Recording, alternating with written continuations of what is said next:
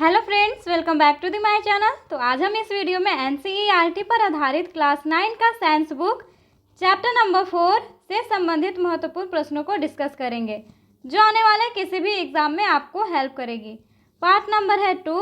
इससे पहले already chapter 1, chapter 2 और चैप्टर 3 कंप्लीट करा दिया गया है और परमाणु की संरचना से संबंधित पार्ट 1 भी कंप्लीट करा दिया गया है, जिसका लिंक आप डिस्क्रिप्शन बॉक्स में देख सकते हैं या फिर प्लेलिस्ट में चेक कर सकते हैं। तो चलिए फिर हम लोग स्टार्ट करते हैं आज के पहले प्रश्न से।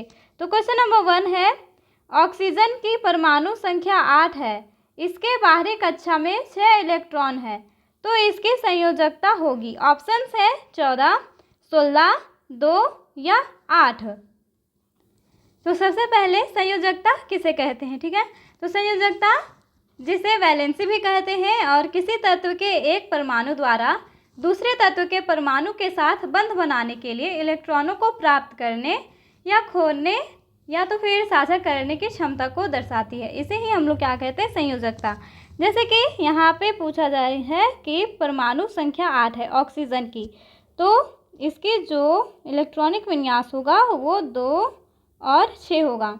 तो ये है मेरा ऑक्सीजन, और ऑक्सीजन के जो पहली कक्षा है इसमें 2 इलेक्ट्रॉन होंगे और इसके जो दूसरा कक्षा है इसमें 6 इलेक्ट्रॉन होंगे,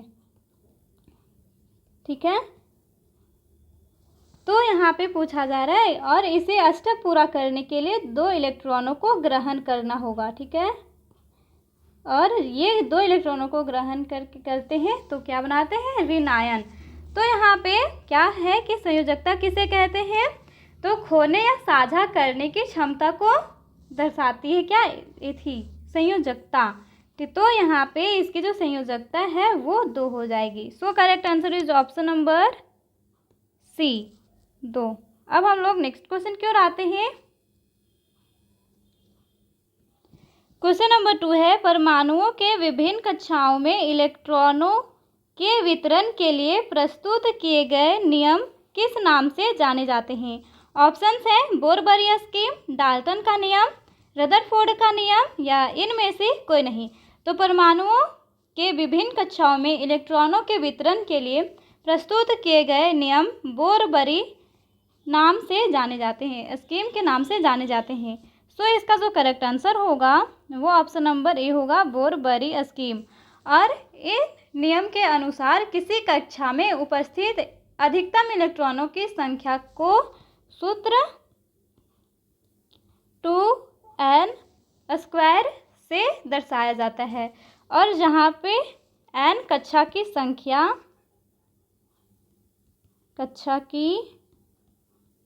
संख्या या ऊर्जा स्तर है,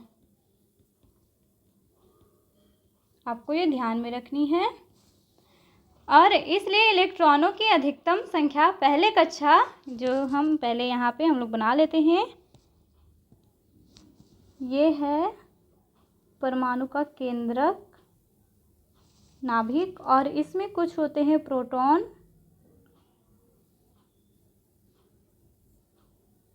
और कुछ होते हैं न्यूट्रॉन।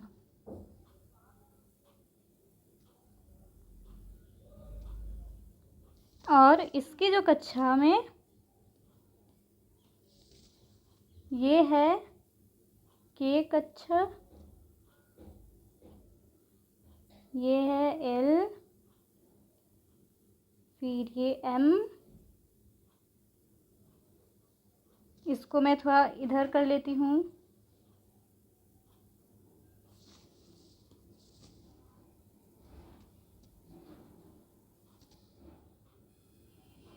ओह, ये भी हो गया, चलो ठीक है। तो ये है के कक्ष, ये है एल, और ये है एम कक्ष, और इसके ऊपर एक और होता है, ये है हमारा एन कक्ष। आपको ये ध्यान में रखनी है। और यहाँ पे क्या है कि जो अधिकतम संख्या पहले कक्ष के कोष में होगी, कितना होगी, 2 गुना यहाँ पे n मीन्स यहाँ सूत्र है इसका 2n²। यानी कि जो k कक्ष है इसमें अधिकतम इलेक्ट्रॉनों की संख्या होगी 2 गुना कक्षों की संख्या यहाँ पे 1 है, 1 का स्क्वायर बराबर 2। पहली कक्षा में 2 इलेक्ट्रॉन होंगे, फिर L कक्ष में 2n² यानी कि 2 गुना 1 2 कक्ष, ठीक है, 2 का स्क्वायर। तो 2 गुना 2 दूनी 4 बराबर 8 इलेक्ट्रॉन होंगे L कक्ष में।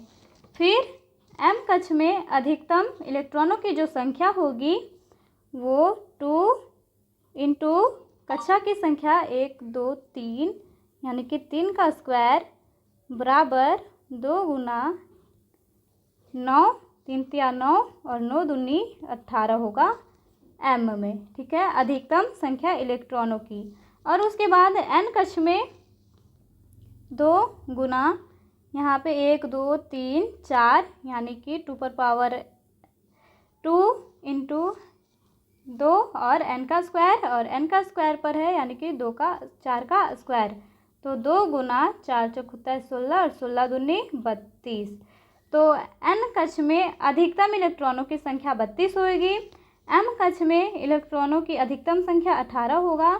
फिर L कक्ष में 8 और K कक्ष में 2। आपको इतना ही ध्यान में रखनी है। अब हम लोग नेक्स्ट क्वेश्चन की ओर आते हैं। इससे पहले मैं इसे इरेज कर देती हूँ।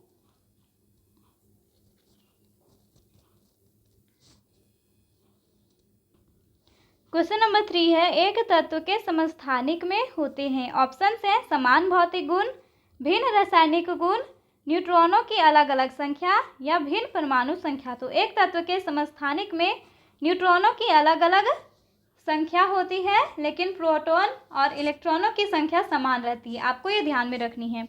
और एक तत्व के समस्थानिक में न्यूट्रॉनों की संख्या अलग अलग होती है। So correct answer is option number C, न्यूट्रॉनों की संख्या अलग अलग होती है। अब हम लोग नेक्स्ट क्वेश्चन की ओर आते हैं। क्वेश्चन नंबर 4 है, क्लोरीन आयन की संयोजकता इलेक्ट्रॉनों की संख्या है। यहाँ पे क्लोरीन में ऋणायन ऊपर होगा और आयन में संयोजकता इलेक्ट्रॉनों की संख्या 17 होगी। So correct answer is option number C, 17। अब हम लोग नेक्स्ट क्वेश्चन की ओर आते हैं। क्वेश्चन नंबर 5 है, परमाणु के बाहरी भाग में कौन से कण होते हैं। ऑप्शंस है इलेक्ट्रॉन, न्यूट्रॉन, प्रोटॉन या ए और बी दोनों। तो हम लोग यहाँ जानते हैं कि ये है परमाणु का केंद्रक, इसमें रहते हैं प्रोटॉन, कुछ प्रोटॉन रहते हैं और कुछ रहते हैं न्यूट्रॉन।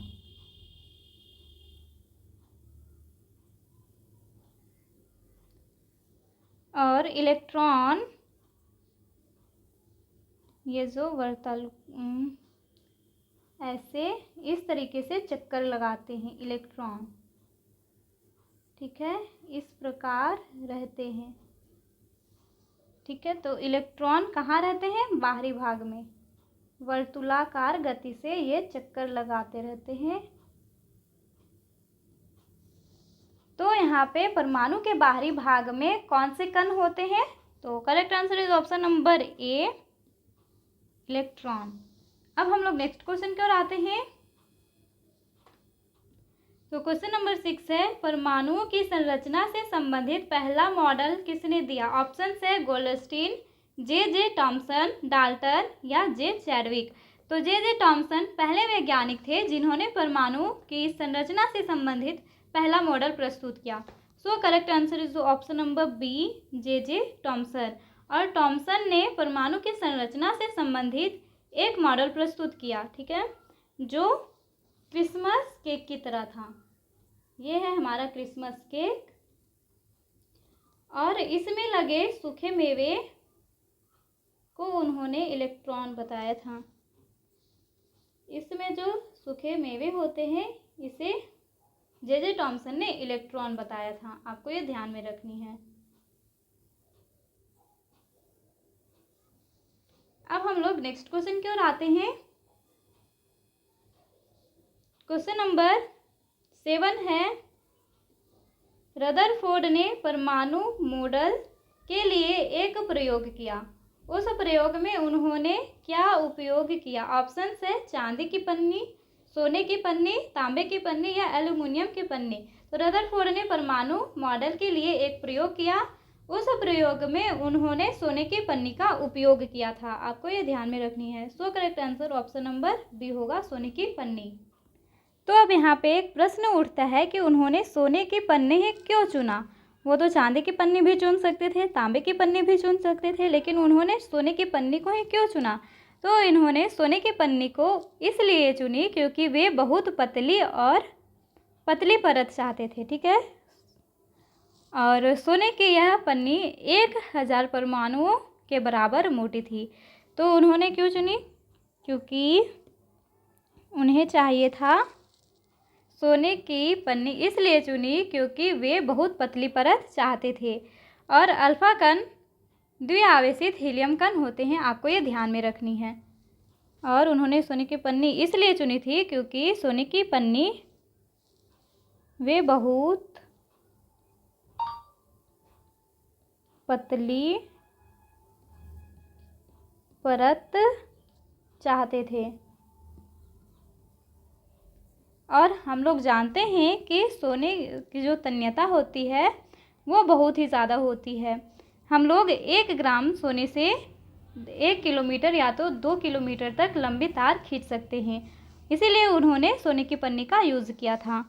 अब हम लोग नेक्स्ट क्वेश्चन की ओर आते हैं।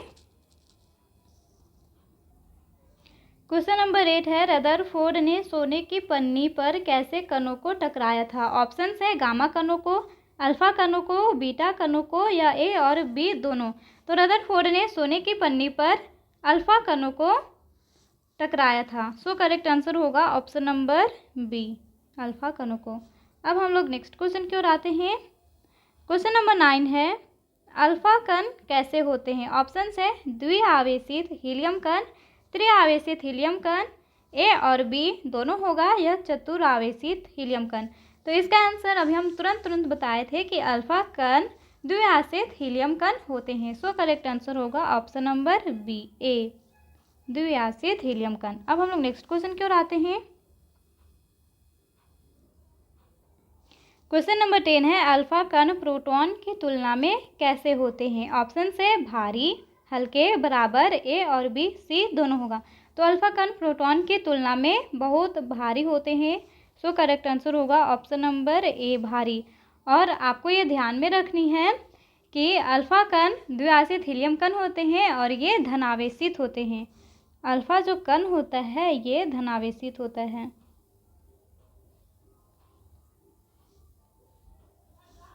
धनावेशित होते हैं और इनका जो द्रव्यमान होता है वो 4u होता है। आप ये इतना याद रख सकते हैं। अब हम लोग नेक्स्ट क्वेश्चन की ओर आते हैं। क्वेश्चन नंबर 11 है, अल्फा कण प्रकीर्णन से कौन से परिणाम मिले? ऑप्शन है अधिकतर अल्फा कण सीधे निकल गए, कुछ अल्फा कण छोटे कणों से विक्षेपित हुए, एक कण वापस आ गया, या उपरोक्त सभी। तो यहाँ पे अल्फा कण प्रकीर्णन से अधिकतर अल्फा कण सीधे निकल गए, ये भी सही होगा।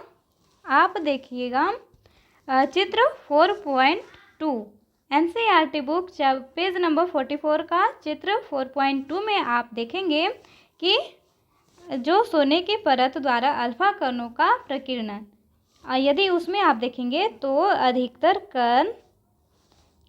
अधिकतर अल्फा कण सीधे निकल गए थे। ठीक है, और कुछ अल्फा कण छोटे कणों से विक्षेपित भी हुए थे और एक कण वापस भी आ गया था। तो इसका जो करेक्ट आंसर होगा वो ऑप्शन नंबर डी होगा, उपरोक्त सभी। अब हम लोग नेक्स्ट क्वेश्चन की ओर आते हैं। क्वेश्चन नंबर 12 है, नाभिक की त्रिज्या परमाणु की त्रिज्या से कितनी गुनी होती है? ऑप्शन है 10⁵, 10⁻3, 10⁻2 या 10⁻8। तो नाभिक की त्रिज्या परमाणु की त्रिज्या से 10⁵5 गुने छोटी होती है। सो करेक्ट आंसर होगा ऑप्शन नंबर ए, 10⁵5। अब हम लोग नेक्स्ट क्वेश्चन की ओर आते हैं। क्वेश्चन नंबर 13 है, नाभिक किसे कहते हैं? ऑप्शन है परमाणु का धन आवेशित केंद्र, परमाणु का ऋण आवेशित केंद्र, परमाणु का बाहरी भाग, या ए और बी। यहाँ पे होना चाहिए था, तो मिस प्रिंटिंग है, अब संभाल लीजिएगा। अब यहाँ पे नाभिक किसे कहते हैं? तो परमाणु का केंद्र धनावेशित होता है जिसे नाभिक कहा जाता है। ठीक है, तो यहाँ पे नाभिक परमाणु का धन आवेशित केंद्र होगा। सो correct answer option number A, परमाणु का धन आवेशित केंद्र। अब हम लोग नेक्स्ट क्वेश्चन की ओर आते हैं। क्वेश्चन नंबर 14 है, रदरफोर्ड के परमाणु मॉडल की क्या कमी थी? ऑप्शन से इलेक्ट्रॉन का अस्थिर होना, इलेक्ट्रॉन का अस्थिर होना, प्रोटॉन का अस्थिर होना, या फिर न्यूट्रॉन का अस्थिर होना। तो रदरफोर्ड के परमाणु मॉडल की कमियां थी इलेक्ट्रॉन का अस्थिर होना। सो करेक्ट आंसर होगा ऑप्शन नंबर बी, इलेक्ट्रॉन का अस्थिर होना। अब हम लोग नेक्स्ट क्वेश्चन की ओर आते हैं। क्वेश्चन नंबर 15 है, नील्स बोर के अनुसार इलेक्ट्रॉन एक निश्चित कक्षाओं में चक्कर लगाते हैं। यह कक्षा कैसी होती है? ऑप्शन है विविक्त, संयुक्त, ए और बी दोनों, या संयोजक। तो इलेक्ट्रॉन केवल कुछ निश्चित कक्षाओं में ही चक्कर लगा सकते हैं, जिन्हें इलेक्ट्रॉन के विविक्त कहा जाता है। तो ऑप्शन नंबर ए इसका करेक्ट आंसर होगा। अब हम लोग नेक्स्ट क्वेश्चन की ओर आते हैं। क्वेश्चन नंबर 16 है, इलेक्ट्रॉन जिस कक्षा में चक्कर लगाता है उस कक्षा को क्या कहते हैं? ऑप्शन से ऊर्जा स्तर, ऊष्मा स्तर, प्रकाश स्तर, या इनमें से कोई नहीं। तो इलेक्ट्रॉन जिस कक्षा में चक्कर लगाता है उस कक्षा को ऊर्जा स्तर कहते हैं। सो करेक्ट आंसर होगा ऑप्शन नंबर ए, ऊर्जा स्तर। अब हम लोग नेक्स्ट क्वेश्चन की ओर आते हैं। क्वेश्चन नंबर 17 है, न्यूट्रॉन परमाणु में कहाँ उपस्थित होता है? तो नाभिक में, अंदर वाले कक्ष में, या बाहर वाले कक्ष में, या ए और बी दोनों। तो हम लोग को इसका आंसर पता है कि न्यूट्रॉन परमाणु में कहाँ उपस्थित होता है। तो इसका आंसर आप कमेंट में करेंगे। अब हम लोग नेक्स्ट क्वेश्चन की ओर आते हैं। क्वेश्चन नंबर 18 है, किसी कक्षा में उपस्थित अधिकतम इलेक्ट्रॉनों की संख्या ज्ञात करने का सूत्र क्या है? जहाँ n बराबर होता है कक्षा की संख्या। ऑप्शंस हैं, तो इस क्वेश्चन को भी हम लोग इसे ऊपर डिस्कस कर चुके हैं। तो इसका आंसर भी आप में कमेंट में करेंगे, लिखेंगे।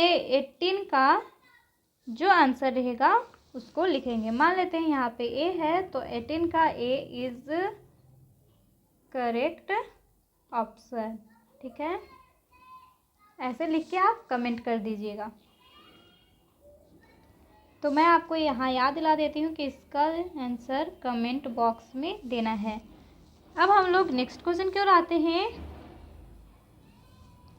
क्वेश्चन नंबर 19 है, पहले कक्ष में इलेक्ट्रॉनों की अधिकतम संख्या कितनी होती है? ऑप्शन है 2, 1, 3 या 4। तो पहले कक्ष में इलेक्ट्रॉनों की अधिकतम संख्या 2 होती है। तो इसका जो करेक्ट आंसर होगा वो ऑप्शन नंबर ए होगा। ये भी हम लोग ऊपर में डिस्कस कर चुके हैं। अब यहाँ पे लास्ट क्वेश्चन है इस वीडियो का। क्वेश्चन नंबर 20 है, हीलियम परमाणु के बाह्यतम कक्ष में कितने इलेक्ट्रॉन होते हैं? हीलियम का परमाणु संख्या होता है हाइड्रोजन के बाद हीलियम, यानी कि 2। तो यहाँ पे इसके जो परमाणु संरचना होगी, यहाँ पे है हीलियम, और हीलियम की जो बाह्यतम कक्ष है इसमें 2 इलेक्ट्रॉन होंगे। तो इसका जो करेक्ट आंसर होगा वो ऑप्शन नंबर बी, 2। तो आज हम लोग इस वीडियो में महत्वपूर्ण 20 प्रश्नों को डिस्कस कर चुके हैं। यदि वीडियो को अच्छा लगा हो तो आप लाइक करें, सब्सक्राइब करें, और 2 भी क्वेश्चन का आंसर कमेंट में करना ना भूलें। ठीक है, 2 क्वेश्चन का आंसर आपको कमेंट बॉक्स में करनी है। अब हम लोग मिलते हैं नेक्स्ट वीडियो में। इसके लिए बाय, थैंक यू।